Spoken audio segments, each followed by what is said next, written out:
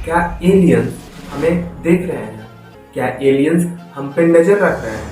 क्या हम लोग जिस गति से टेक्नोलॉजी की तरफ बढ़ रहे हैं, क्या एलियंस वो सारे एक्टिविटीज को देख पा रहे हैं? क्या वो लोग हमें देख रहे हैं बट हम लोगों से वो कोई भी इंटरेक्शन नहीं रखना चाह रहे हैं? या फिर कहीं ऐसा तो नहीं कि जिन्हें हम गॉड कर रहे हैं वो एलियन बीइंग्स हो? ये बातें मैं नहीं कह रहा, ये बातें द जू हाइपोथेसिस के साइंटिस्ट कह रहे हैं। तो चलिए हम जानते हैं कि किस सबूत के आधार पर ये दावा किया जा रहा है। साल 1950 की बात है। न्यूयॉर्क टाउन के कुछ जगह पर से डस्टबिन अचानक से गायब होना शुरू हो जाते हैं। आसपास के मोहल्ला वाले इन चीजों से परेशान थे और इसी दरमियान कुछ लोगों को आकाश में यूएफओ जैसे ऑब्जेक्ट दिखने लगते हैं।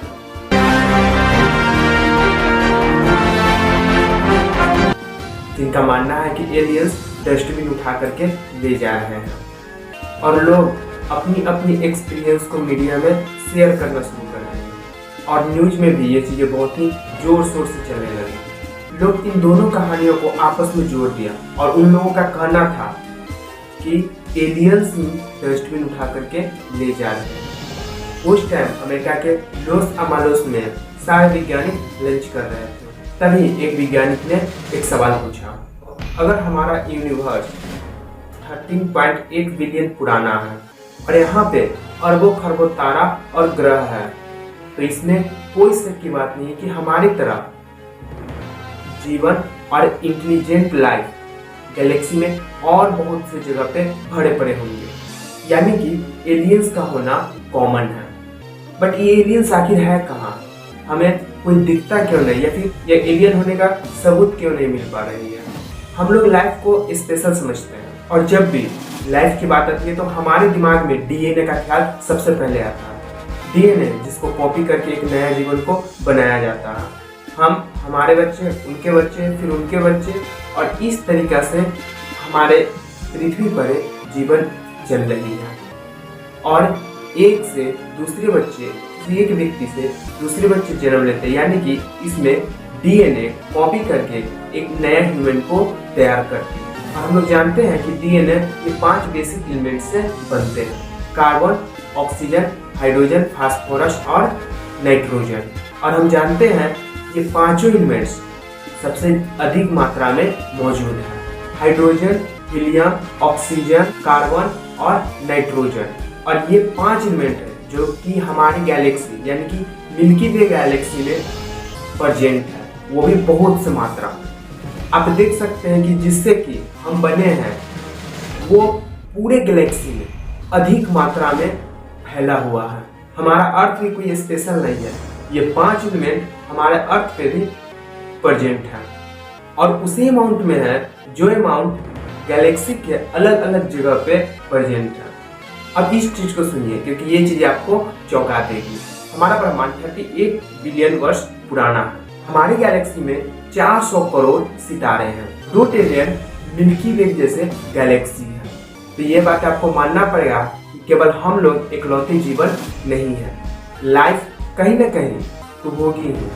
पहला लिविंग सेल बना था 3.7 बिलियन साल पहले, जिसे हम अभी जीनियस कहते हैं। डायनासोर 250 मिलियन वर्ष पुराना है और मनुष्य 3 लाख साल पहले ही जन्मे हैं और 10 से 12 हजार पहले हम लोगों ने खेती करना शुरू किया और 200 वर्ष पहले हम लोगों ने नई नई तकनीकें, मशीनें बनाई और टेक्नोलॉजी के मामले में आगे बढ़ा।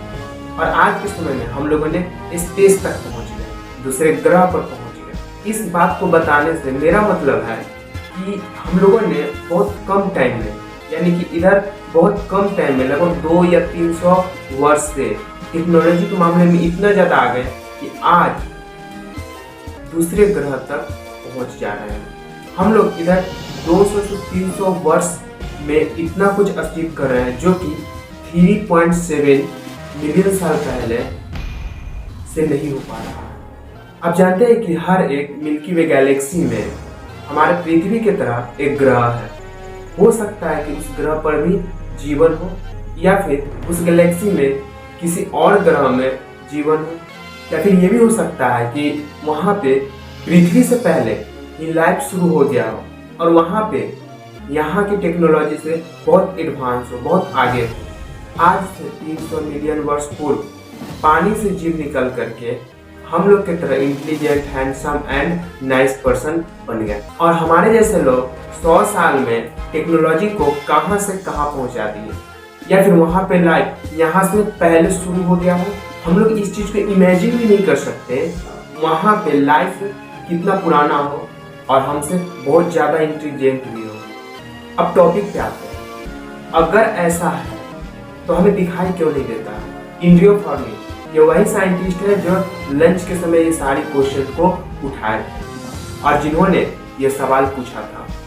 सारे लोग इनकी बातों से चौंक गए, सवाल के जवाब ढूंढना शुरू कर दिए और इस क्वेश्चन को द फर्मी पैराडॉक्स कहा जाता है। यहाँ पे साइंटिस्ट के मन में दो प्रकार के सवाल पैदा हो रहे थे या बोल सकते हैं कि वो दो ग्रुप में बंट गए। इसके बाद कुछ साइंटिस्ट एलियन होने की साबुत एक्टिविटीज और ऐसा प्रमाण ढूंढने लगे जिससे कि वो साबित कर सके कि एलियन स्पेस में एग्जिस्ट करते हैं और दूसरा ग्रुप ये खोज रहे थे न तो कोई साबुत मिला है और न ही कोई साबुत मिलेगा। इसको किस तरीके से एक्सप्लेन किया जाए और किस तरीके से समझाया जाए कि लोगों को ये बातें समझ में आए। अब इन दोनों ग्रुप में से कौन सा ग्रुप को सही मानेंगे कि इनका सोचना या मानना सही है? आप कमेंट जरूर कीजिए। लेकिन अब हम दोनों के एक्टिविटीज पे नजर डालें, क्योंकि इस टाइम से हजारों साइंटिस्ट ने हजारों बात कही और हजारों एक्सपेरिमेंट, लेकिन हम लोग कुछ ऐसे पॉपुलर बातों को एक्सप्लेन करेंगे जिससे कि वास्तव में अगर दोनों नजरिए से देखा जाए तो कुछ सोचने पे मजबूर कर देती है। इसके बाद साल 1950 में पहली बार एलियन सर्च ऑपरेशन लॉन्च किया और उस टाइम ग्रीन बैंक टेलीस्कोप दुनिया का पहला रेडियोटोनॉमी टेलीस्कोप था। उन्होंने इसका यूज ब्रह्मांड से आने वाले रेडियो वेव को सुनने के लिए किया था ताकि एलियंस को डिटेक्ट किया जा सके। आइए इसको क्यों चुना गया ये चीजें को समझते हैं। रेडियो वेव कई लाइट ईयर तक ट्रेवल कर सकती है और हम तक पहुंच सकती है और हम लोगों ने भी रेडियो वेव को 100 सालों से स्पेस में भेज रहे हैं, जो कि रेडिएशन 1000 से ज्यादा सितारे तक पहुंच भी गया है। अगर कोई इंटेलिजेंस एलियन रेडियो वेव को सुनती है तो हमसे कनेक्ट कर सकती है या फिर इन हजारों तारों में किसी एक में भी अगर इंटेलिजेंस एलियन हो तो उनको हमारे होने के मैसेज पहुंच गए होंगे। हो सकता है कि वो हमारे बारे में जान भी चुके होंगे। फ्रांक को जरूरत थी एक अच्छे टीम के जो इसके ऊपर अच्छी तरीके से काम कर सके। उन्हें एक मीटिंग रखी जहाँ पे टॉप यूनिवर्सिटी के साइंटिस्ट को बुलाया गया और इस मीटिंग का नाम ग्रीन बैग मीटिंग रखा गया और उनके साथ मिलकर के कई सारे ऑपरेशंस को लॉन्च किए। 1977 में सेटी के एफर्ट से एक मैसेज सुनने को मिला जो इतिहास में पहला और आखिरी बार ही सुनने को मिला था, जिससे कि ये पता चलता है कि कोई एलियंस के द्वारा फ्रीक्वेंसी भेजी जा रही थी, रेडियो वेव भेजी जा रही थी जो कि अन्य फ्रीक्वेंसी से हटके था, जो कि आप सुन सकते हैं।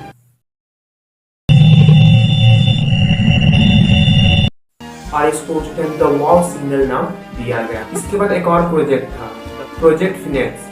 यह प्रोजेक्ट 9 साल तक चला, 1995 से लेकर के 2005 तक। इस प्रोजेक्ट के द्वारा पूरे 800 सितारों पे रेडियो सिग्नल को भेजा गया था और रेडियो कम्युनिकेशन करने की कोशिश की गई, लेकिन इससे भी कोई फायदा नहीं हुआ।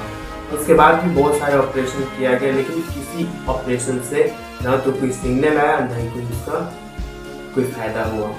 अब हम चलते हैं दूसरे तरह के सोचने वाले साइंटिस्ट की तरफ। सबसे पहले वाले साइंटिस्ट ने कि जिस प्रकार हम किसी चिड़ियाघर में या फिर किसी नेशनल पार्क में जानवर को रखते हैं जिनके नेचुरल बिहेवियर को देख सके, उसे कैप्चर कर सके, उस पर रिसर्च कर सके, एक्सपेरिमेंट कर सके, ठीक उसी प्रकार से एलियंस हमें देख रहे हैं, हम पे नजर रखे हुए हैं, बट वो हमसे ना तो कोई कम्युनिकेशन करना चाहते हैं और ना ही कोई वास्ता रखना चाहते हैं। इस थीम को नाम दिया गया रज्जु हाइपोथेसिस। जब एक कुआं में एक मेढक उस जगह को अपना मान लेता है जिसको बाहरी दुनिया से कोई मतलब नहीं रहता, उसके लिए वही का दुनिया है।